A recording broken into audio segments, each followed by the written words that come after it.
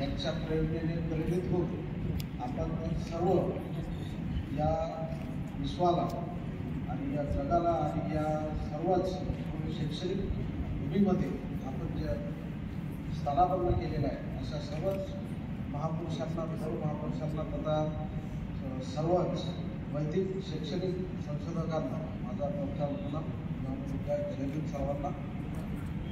पाणी हा विषय आणि पाणीच्या संदर्भाने महाराष्ट्राच्या कार्यक्षेत्रामध्ये नव्हे तर भारताच्या सर्व प्रजातीमध्ये आपण हा पाणीचा शब्द आपण निर्धारित करत आहोत. तर पाणीचा शब्द निर्धारित करत असताना पाणी हा आपल्याला शिकण्यासाठी शिकवण्यासाठी हा प्रशासकीय दृष्टिकोनातून आपल्याला ज्ञात असणं गरजेचं आहे.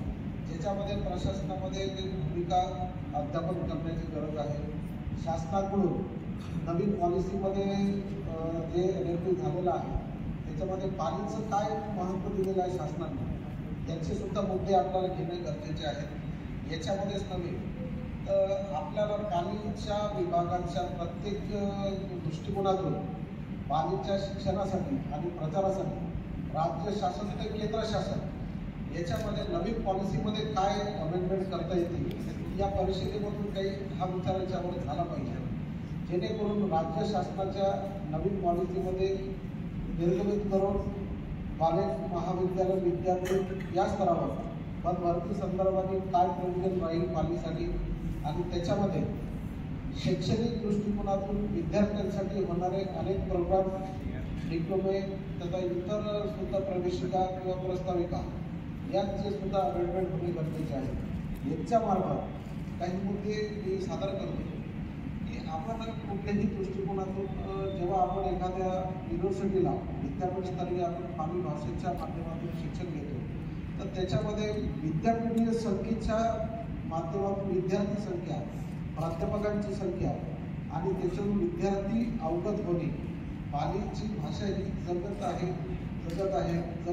पण त्याच्यामध्ये आपण एज्युकेशन सिस्टममध्ये चालत असताना शासन स्तरावर त्याला कुठंतरी वाव मिळाली पाहिजे.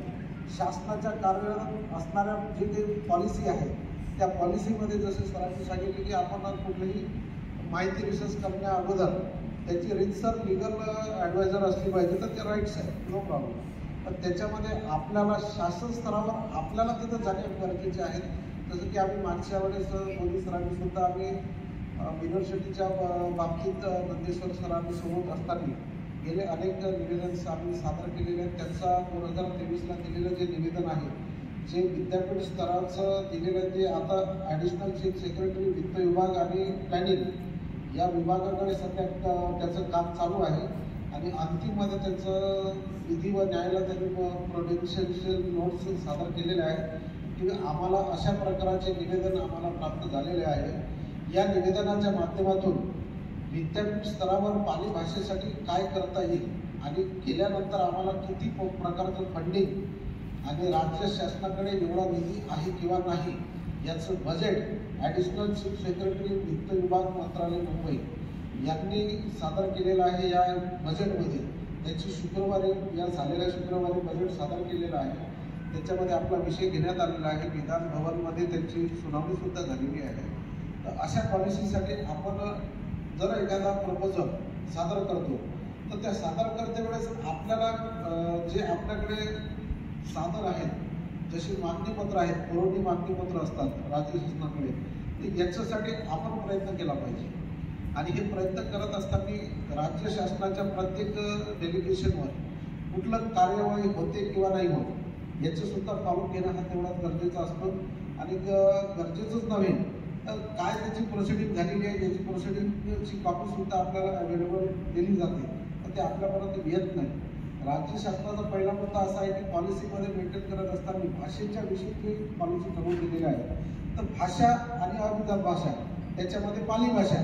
तर पाली भाषेसाठी प्रशासकीय दृष्टिकोनातून आपल्याला विद्यापीठ स्तरावर विद्यार्थी संख्येने महाविद्यालयाची निर्मिती त्याच्यानंतर विद्यापीठाची निर्मिती त्यामध्ये प्राध्यापक लोकांची निर्मिती आणि पदभरती संदर्भाने माननीय वित्त विभागाच्याकडे हा प्रपोजल सादर करण्यात आलेला आहे.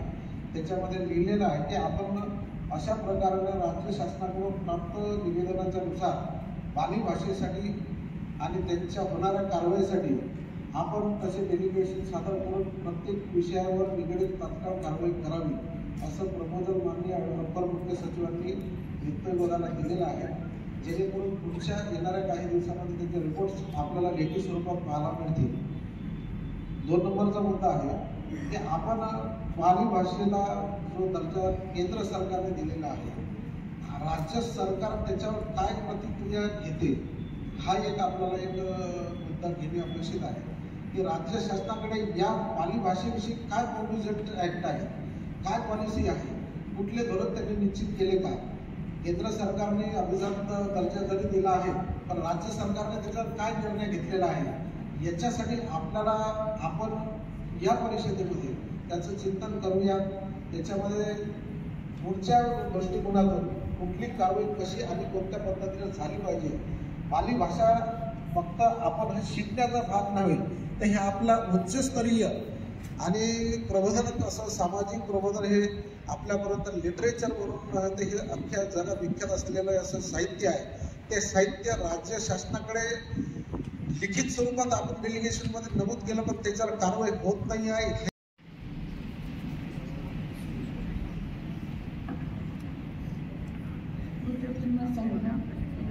तीनों रत्नों को मैं नमन चाहती हूँ और डॉक्टर बाबा साहब आम्बेडकर को मैं वंदन करते हुए सभी उपस्थित गणमान्य और आप सभी को मेरा महत्वपूर्ण जयंती. मेरा जो सब्जेक्ट है वो पाली भाषा का चाकमा जनजाति में बोली का प्रभाव. तो इसमें मैंने कुछ सिर्फ 4 पॉइंट्स निकाले हैं, उसको ही मैं केवल आपको प्रस्तुत करूँगी कम समय के अंतर्गत. तो पाली भाषा बौद्ध धर्म की प्रमुख धार्मिक भाषा रही है और इसका प्रभाव दक्षिण एशिया की कई भाषाओं पर पड़ा है. चाकमा भाषा जो मुख्य रूप से बांग्लादेश, भारत और म्यांमार में बोली जाती है, पाली भाषा से अत्यधिक प्रभावित रही है. यह प्रभाव चाकमा भाषा की शब्दावली, व्याकरण और धार्मिक ग्रंथों में स्पष्ट रूप से देखा जा सकता है. अगर तारा जैसे चाकमा धार्मिक ग्रंथों में पाली भाषा के तत्वों की उपस्थिति इसका प्रमाण है. चाकमा जनजाति दक्षिण एशिया के एक महत्वपूर्ण आदिवासी समुदाय है जो मुख्य रूप से बांग्लादेश, भारत में त्रिपुरा, मिजोरम, अरुणाचल प्रदेश और असम में म्यांमार में निवास करती है. यह जनजाति थेरवादी बौद्ध धर्म का पालन करती है जो पाली भाषा में संरक्षित बौद्ध ग्रंथों में गहरे रूप से प्रभावित है. चाकमा भाषा इंडो आर्यन भाषा परिवार की एक शाखा मानी जाती है, लेकिन इसमें प्राचीन, मागधी, प्राकृत और पाली के प्रभाव स्पष्ट रूप से देखे जा सकते हैं. भाषा न केवल संवाद का साधन होती है बल्कि वे किसी समुदाय और सांस्कृतिक और ऐतिहासिक धरोहर का भी प्रतिनिधित्व करती है. चाकमा भाषा के विकास में तिब्बतीय, बर्मन, बंगाली और विशेष रूप से पाली भाषा का महत्वपूर्ण प्रभाव हम देखने को मिलता है. चाकमा भाषा और पाली भाषा के ऐतिहासिक संबंध, इसमें केवल 3 पॉइंट मैं देखूंगी जिसमें चाकमा भाषा पर पाली भाषा का प्रभाव हम देखेंगे. तो जिसमें मैंने 100 से भी ज्यादा या फिर मेरे भी 500 तक मैंने उसके उदाहरण निकाले, उसमें से 3 ही मैं बताना चाहूंगी कि सेम जो शब्द है उसमें हमें लिंक मिलती है. जैसे पुण्य हिंदी में, पुण्यो चकमा में भी सेम और पाली में भी सेम उस तरह से हमें मिलता है. उंदूर चूहा जिसे हिंदी में कहते हैं, पाली में भी, चकमा में भी उसे उंदूर कहा जाता है. जरो बुखार, ज्वर, गुरु भारी वजन जिसे गोर कहते हैं चकमा में. तो इस तरह से सुकरो सुअर और उसको चाकमा में भी सुगरो ही कहा जाता है. तो इस तरह से हम ये देखते हैं कि चाकमा भाषा पर पाली भाषा का प्रभाव हम देख पाते हैं. दूसरा है अगरतला ग्रंथ और पाली भाषा. जो अगरतला जो ग्रंथ है चाकमा भाषाओं का, यह ग्रंथ लगभग 500 वर्ष पुराना माना जाता है और इसमें बर्मी शैली के साथ साथ बिगड़ी हुई पाली भाषा का उपयोग किया गया है. यह ग्रंथ स्थविरवादी, थेरवादी बौद्ध धर्म से जुड़ा था, लेकिन बाद में इस पर महायानी प्रभाव भी बढ़ा. अगरतला ग्रंथ में 28 ग्रंथ है जिसमें अब केवल 21 ही बचे हैं. इसमें हम केवल देखेंगे कि शाक्य वंश का जो संबंध हम देखते हैं चाकमा जनजाति में, तो उसमें 2 लाइन पढ़ूंगी बस मैं. चाकमा जनजाति का ऐतिहासिक और सांस्कृतिक संबंध प्राचीन शाक्य वंश से जुड़ा हुआ है जो स्वयं भगवान गौतम बुद्ध के कुल से संबंधित था. चाकमा समुदाय का यह विश्वास है कि वे शाक्य वंश से वंशज है जो कौशल राज के राजा प्रसेनजीत के आक्रमण के बाद कपिलवस्तु छोड़कर बर्मा और आराकान क्षेत्र के बस गए. इतिहास के प्रमाण बताते हैं कि शाक्य समुदाय की उत्पत्ति मध्य एशिया के सिथियंस या साका समूह से हुई है जो बाद में तिब्बतियन, चीन, बर्मा और हिमाचल के कुछ क्षेत्रों में फैल गए. तो इसके आगे मैंने इसमें मेरे थीसिस में सारा रिसर्च में लिखा हुआ है. तीसरा पॉइंट है मेरा, दूसरा पॉइंट है पाली ग्रंथों का अध्ययन और चाकमा जनजाति से शोध के माध्यम से जो मैंने देखा उसको मैं बताना चाहूंगी चाकमा जनजाति के हर गांव में कम से कम 1 या 2 बौद्ध विहार होते हैं जहाँ 4 या अधिक भिक्खु निवास करते हैं। चाकमा लोग प्रतिदिन भिक्षुओं में शील ग्रहण करते हैं जो पूरी तरह पाली भाषा से संपन्न होता है। इसके अलावा घरों में महामंगल सूत्र का पठन पूजा होती रहती है जिससे सभी मंत्र और प्रार्थनाएं पाली भाषा में ही उच्चारित की जाती है।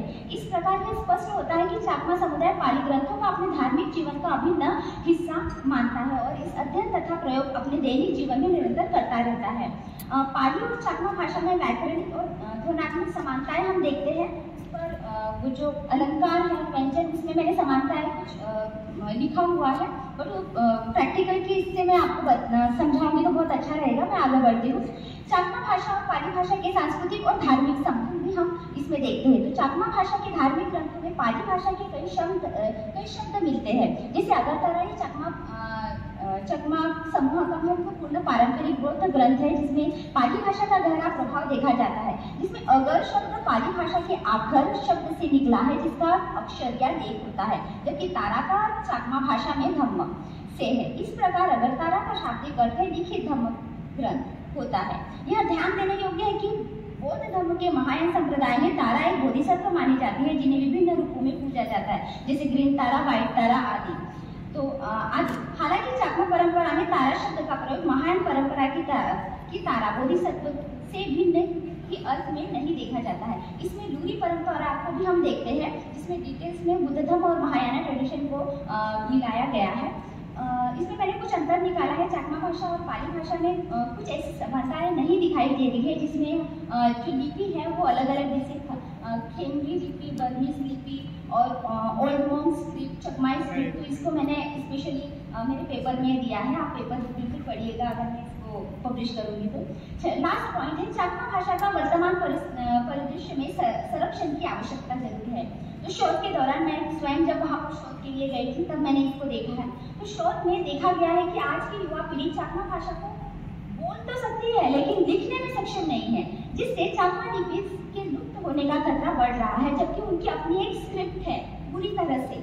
यह समस्या विशेष रूप से अरुणाचल प्रदेश में देखने को मिलती है क्योंकि वहाँ की चाकमा जनजाति को अभी भी अनुसूचित जनजाति का या एसटी का दर्जा नहीं मिला है। इस कारण में सरकार द्वारा प्रदान की जाने वाली आदिवासी शिक्षा सुविधाओं से वंचित रह जाती है। इसके विपरीत मिजोरम और त्रिपुरा में स्कूल में चाकमा भाषा पढ़ाई जाती है जिससे वहाँ यह सुरक्षित बनी हुई है। विद्यालयों में चाकमा भाषा न पढ़ाए जाने के कारण नई पीढ़ी इसे लिखने और पढ़ने में असमर्थ हो रही है। साथ ही डिजिटल माध्यमों के इसका प्रचार प्रसार सीमित होने के कारण इसकी पहुंच भी घट रही है। सरकारी नीतियों और समर्थन की कमी के चलते चाकमा भाषा का अस्तित्व धीरे धीरे संकट में आ रहा है। ये सारा और भी डिटेल मैंने अपने पेपर में लिखा है। समय की कमी के कारण मैं सबको पढ़ नहीं पा रही, सिर्फ निष्कर्ष में एक पैराग्राफ क्लास में पढ़ूंगी मैं। कंक्लूडिंग, पाली भाषा का चाकमा जनजातीय बोली पर गहरा प्रभाव पड़ा है जो चाकमा भाषा की शब्दावली, व्याकरण, धार्मिक ग्रंथों और सांस्कृतिक परंपराओं में स्पष्ट रूप से देखा जा सकता है। चाकमा जनजाति जो वैद्यवादी बौद्ध धर्म का पालन करती है अपने धार्मिक और सामाजिक जीवन में पाली भाषा के तत्वों को अपनाती रही है। अगरतला जैसे धार्मिक ग्रंथों में पाली भाषा की उपस्थिति इस प्रभाव को और भी अधिक प्रमाणित करती है।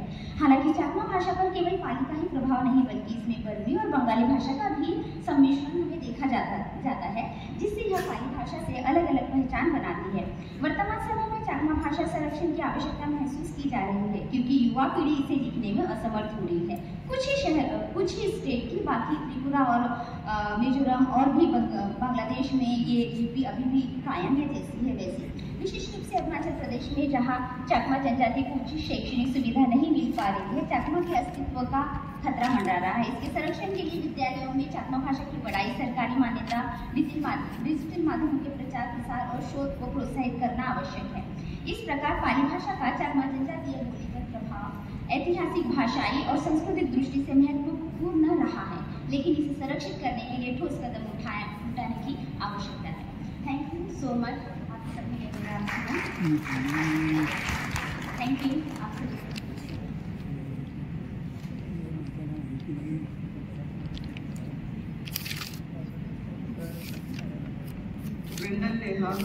Wish all the best. आता हे सत्र समाप्त झालेलं आहे। यानंतर ज्वाला रोहाने, सहायक आचार्य PWS महाविद्यालय नागपुरा, अहम कंपी करोमि। इमं पश्चात् अधिचारो लेखनाधिकारी रट्ठ संतो पुरन चंदो मेसरामो निखिल विद्यालयो नागपुर अम्माकं तुय्यं अनमोल समयं ददी तं कारणेन अहं कथयिता मनोमि। विद्यादत्तयानं पय्या बागडे पदाधिकारी पीडब्ल्यूएस महाविद्यालय भवं तुय्यंपि अम्माकं बहुंच यानं ददीं तं कारणेन अहं तुम्हंपि बहु कथय्यो अस्मि। पंडिताचार्य पणोति सहारे तुयंपि इमं परिसायं उपठितं होति त्वंपि अहं बहु कथय्यो मनोमि। इमं पच्चा अहं विद्यादत्तयानं नीरजो बोधि विभागो मामोक्षो पाली पाकत विभागे रथसंत महाराज तुकडोजी महाराज निखिल विद्यालय नागपुरं त्वंपि अम्माकं बहु अमूल्य समयं ददीं तं कारणे अहंपि बहु कथय्यो अस्मि। पंडिताचार्य गवेषक पाली पाकतं विभागे लालदेव नंदेश्वर अंजुषा रामटेके च महानागरत्न तुम्हेपि अतीव गवेषकं पण्णं सुंदर गवेषकं पण्णं पठन्ति तं कारणे अहं तुम्हाकंपि कथय्यो अस्मि। विद्यादत्तयानं कल्पनामूना च प्रतिभागेडाम बिना नगरारे सभापति पाली विसुत्ति परिसा भवन्तं तुम्हाकं कारणेन इमं परिसाय उत्तम प्रकारेण संसदति तं कारणेन अहं बहु कथय्यो अस्मि। विद्यादत्तयानं सुजित बोधि रोमाचार्य पुप्पाचार्य च विद्यादत्तयानं रूपा वालदे आचार्य योगिता इंगळे डॉक्टर विद्यादत्तयानं अर्चना हाडके तुम्हाकं कारणं इमं किच्च पाठाय उत्तम अहोसि अहं मम संखाय तुति पूजन करोमि। इमं पच्चा अहं गवेषको उत्तमो शेवडे सखारामो मांडपे कोसलं तुम्हाकं अर्थदानं इमं किच्च पटिपाटीय लभित्सु अहं तुम्हाकंपि बहु कथय्यो अस्मि। मम मानविकानं सचिनो देवो शुभांगी मयूरी शीतल पीति रामनेके प्रियंका बोद्धो अस्वदीपो हंसराजो राहुलो गेडामो अस्सनी कुमुदिनी च सभ्ये मानवकानं तुम्हाकं उत्तमभं लभित्सु तं कारणेन इमं साकच्चा उत्तम प्रकारेण समिद्धि अवसि अहं तुम्हाकं हृदयस्मि बहु अतीव सोमनस्य चित्तेन च मुदितं भावेन कथय्यो तुति पूजं करोमि। तं पच्चा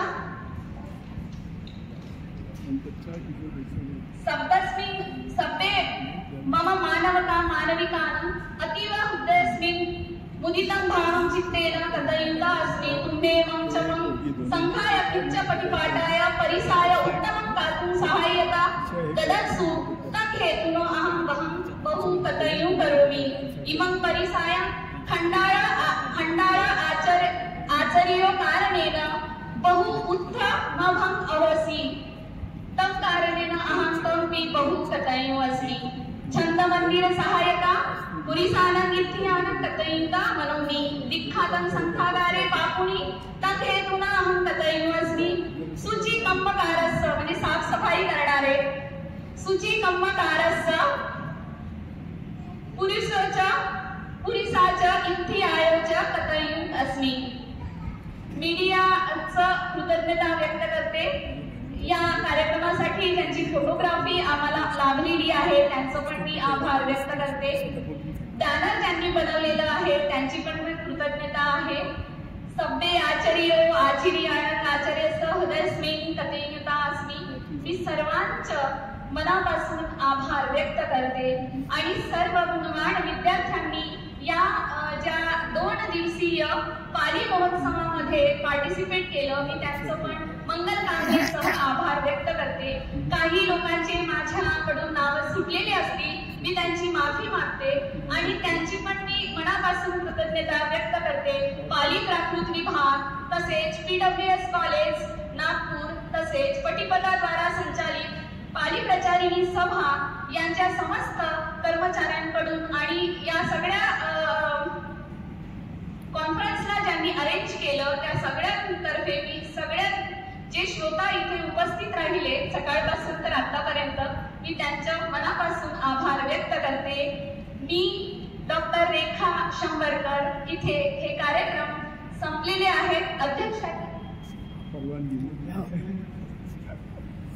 सर एक मॅडम 2 मुलींची नावे घेतली तुम्ही. ज्यांनी हा हॉल अरेंज करून दिला मी ते बोलले आहे. मी त्यांची पण कृतज्ञता व्यक्त करते आणि अध्यक्षांच्या सहमतीने ही कॉन्फरन्स इथेच संपली अशी जाहीर करते. डॉक्टर रेखा बडोले शंभरकर इथे रजा घेते.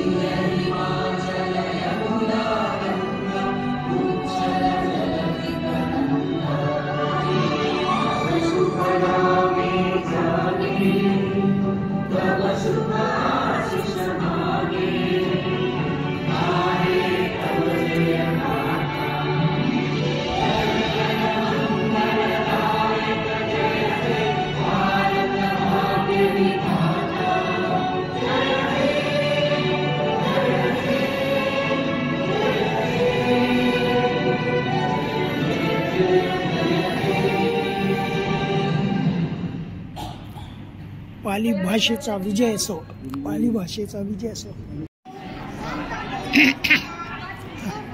मागे व्हा ना, काही लोक जा ना, तुम्ही मागे व्हा, जा जा जा, मागे जा, मागे जा, जा ना. पुरस्कार वाले, पुरस्कार नाही आता आम्ही. अरे गुरुजी जा ना, गुरुजी पुरस्कार वाले, पुरस्कार वाल्यांना जाऊ द्या ना आधी. हो हे चालले ना आता साईडला. हा चालले.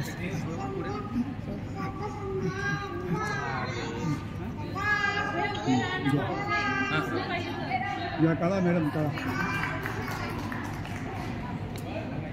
असं जवळ जवळ जवळ व्हा ना, जवळ व्हा ना तुम्ही, जवळ जवळ व्हा. हा हा ठीक आहे. हा हा हा हा जमलं जमलं.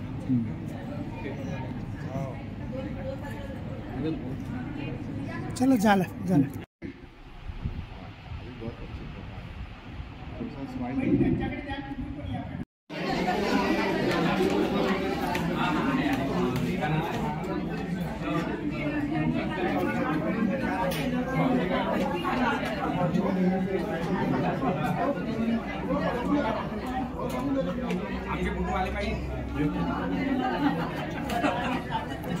माझ्यावर पण फिरवतो ना, आलं ना घ्या.